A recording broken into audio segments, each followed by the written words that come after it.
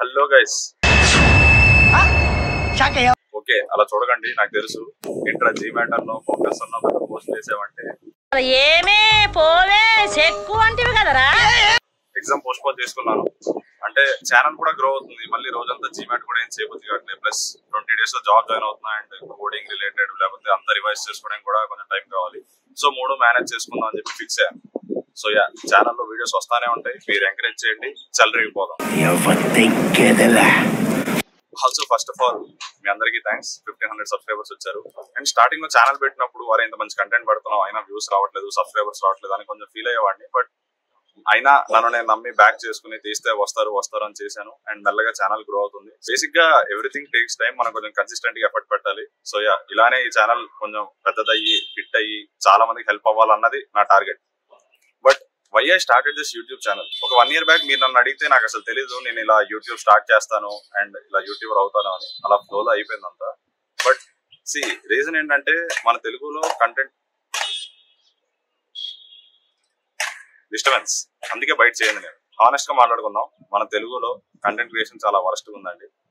అంటే ఈ movie reviews కానీ, ఈ గేమింగ్స్ కానీ, లేదా రోస్ట్లు కానీ, లేకపోతే ఎంటర్టైన్మెంట్ కానీ ఇలానే ఉంటాయి చాలా వరకు. అండ్ సి, నా పాయింట్ ఇక్కడ ఇవన్నీ ఉండద్దని కాదు, ఎంటర్టైన్మెంట్ కూడా ఉండాలి. అన్ని టైప్ ఆఫ్ ఆడియన్సెస్ ఉంటారు అండ్ అందరికీ లైక్ అవి చూసుకొని రిలాక్స్ అవుతారు చాలా మంది. బట్ నా పాయింట్ ఏంటంటే వాటితో పాటు స్టూడెంట్స్ కి హెల్ప్ అయ్యేది, జనరల్ పబ్లిక్ హెల్ప్ అయ్యే కంటెంట్ కూడా రావాలి. కానీ అలా చాలా తక్కువ మంది ఉన్నారు సోలో క్రియేటర్స్ లో.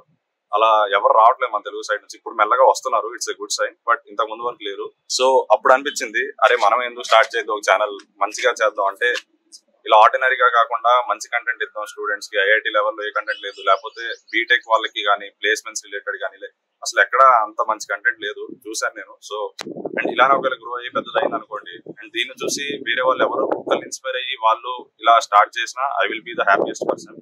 సో అది కూడా వన్ ఆఫ్ ద రీజన్.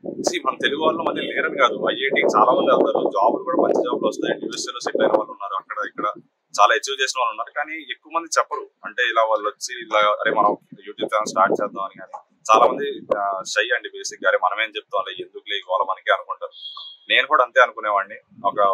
అసలు 1 year బ్యాక్ మీరు వచ్చి అరే నువ్వు యూట్యూబ్ స్టార్ట్ చేస్తారు అంటే నేను నవ్వేవాడిని, నేను ఎందుకు స్టార్ట్ చేస్తాను. See, what I wanted to say is, మీరు ట్రై చేయాలి. మీ కంఫర్ట్ జోన్ లో ఉంటే ఏది మీ దగ్గరికి రాదు. Get out of your comfort zone. And I wanted to సే, అందరినీ వచ్చేసి యూట్యూబ్ క్రియేట్ చేయమని ఇలా ఏం చెప్పట్లేదు. బట్ ఎవరికైతే ఇంట్రెస్ట్ ఉందో భయపడకండి, కంఫర్ట్ జోన్ లో ఉండకండి మీరు. So get out of your comfort zone and try something new. YouTube అనే కాదు, ఏదైనా కానీ మీరు చాలా చేయొచ్చు లైఫ్ లో. So don't be in your comfort zone. Okay, ఈ మోటివేషనల్ స్పీచ్ అన్ని పక్కన పెట్టేద్దాం. మోస్ట్ ఇంపార్టెంట్ అనౌన్స్మెంట్ ఒకటి ఉందండి. అదేంటంటే మన ఛానల్ పేరు మారుద్దాం అనుకుంటున్నాను. ఎందుకంటే లైక్ చాలా మంది ఫ్యామిలీస్ చూస్తున్నారు, కొంతమంది పేరెంట్స్ కమెంట్ చేస్తున్నారు అండ్ స్టూడెంట్స్ చూస్తున్నారు. అండ్ నిన్నే మన ఫాలోవర్ కూడా చెప్పింది లైక్ వాళ్ళ స్కూల్లో టీవీలో టీచర్స్ చూస్తున్నారంట వీడియోని. అంటే ఇదేదో గ్రేట్ లా అలా చెప్పట్లేదు, బట్ నా పాయింట్ ఈజ్ లైక్ రీచ్ అవుతుంది చాలా మంది వరకు.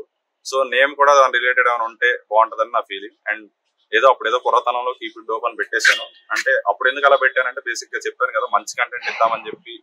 అలా చూస్తుంటే కీప్ ఇట్ డోప్ అన్నది లైక్ ఏదో డోప్ కంటెంట్ ఇద్దాం, నెక్స్ట్ లెవెల్ కంటెంట్ ఇద్దాం అని మ్యాచ్ చేయండి అని చెప్పి అలా పెట్టాను. బట్ ఇప్పుడు అది జస్టిఫైడ్ కాదు అనిపిస్తుంది. సో నేమ్ మారుస్తున్నాను. అండ్ నేనేమనుకున్నానంటే నేమ్ ఏంటి అంటే హర్ష వర్స్ అని అనుకున్నాను. వర్స్ కాదండి, వర్స్, మల్టీవర్స్ ఉంటది ఆ వర్స్. సో యా, అలా ఎందుకు పెట్టాను 1 minute లో చెప్తాను. బట్ దాని ముందు మీకు ఇంకేమైనా మంచి సజెషన్స్ ఉంటే, అంటే నా నేమ్ ఉండి ఇంకేమైనా డిఫరెంట్ గా అనిపించి ఇంకేమైనా డోప్ నేమ్స్ ఉంటే నాకు కింద కమెంట్ చేయండి. నచ్చితే నేను అదే పెడతాను ఆబ్వియస్ గా. సో యా, హర్ష వర్స్ అని ఎందుకు పెట్టాను అంటే బేసిక్ గా మనం అన్నింటిలో ఏలు పెట్టి గెలిగేసాం. అంటే ఈ కోడింగ్, ఐఐటి ఇలానే కాకుండా 4 years లో చాలా ఎక్స్ప్లోర్ చేశాను.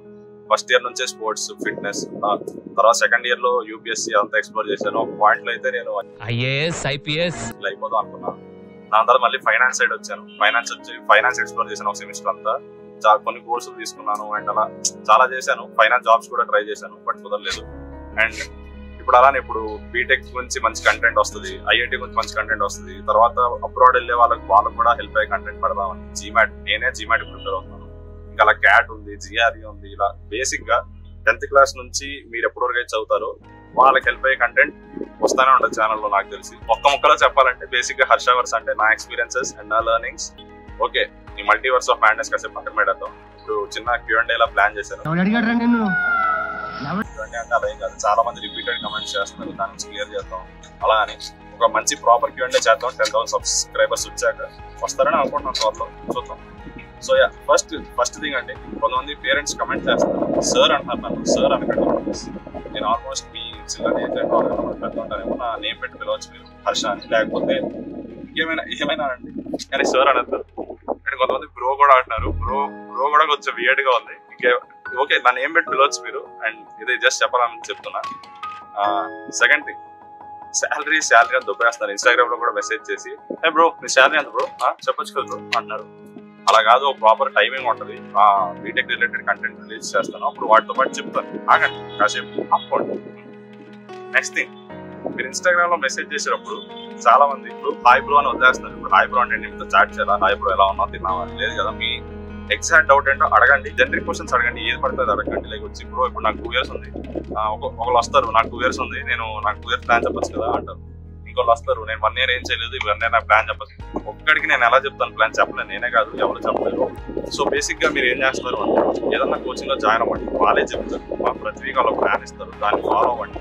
బుక్స్ ఏం కావాలి అన్న దాని మీద వీడియో తీస్తాను నేను, బుక్స్ ఎందుకంటే ఇంపార్టెంట్ కాబట్టి. సో అదే చాలా మంది 10th ఎక్కడ చదివావు లేదా ఇంటర్ ఎక్కడ అని చాలా మంది అడుగుతున్నారు. 10th క్లాస్ నేను నారాయణ మాధవపూర్ సివో స్కూల్లో చదివాను, అది ఇప్పుడు ఎలా ఉందో నాకు తెలియదు, బట్ అప్పుడైతే బాగానే ఉండేది. అండ్ అది టైమ్స్ హాస్పిటల్ ఆ రోడ్లో ఉంది ఎక్కడో. అండ్ ఇంటర్ కాలేజ్ అయితే ఇది నారాయణ N120. సో అండ్ చాలా మంది కొంతమంది పేరెంట్స్ కూడా కమెంట్ చేస్తున్నారు, ఇప్పుడు ఏ స్కూల్లో జాయిన్ చేయాలి అది ఇది అని. నాకు దాని గురించి అంత ఐడియా లేదండి, నేను కనుక్కుని రీసెర్చ్ చేసి చెప్తాను ఫ్యూచర్ లో వీడియోలో if possible. And last BTechs అంటే ఇప్పుడు ప్రస్తుతానికి ఐఐటి వాటి మీద కంటెంట్ చేస్తున్నారు, కానీ ఫ్యూచర్ లో వస్తుంది క్యాంపస్ ప్లేస్మెంట్స్ మీద కానీ రెజ్యూమే మీద కానీ. సో దానికి కొంచెం టైం పట్టింది, అన్ని ప్రాపర్ గా రిలీజ్ చేస్తాను. So stay tune, be patient.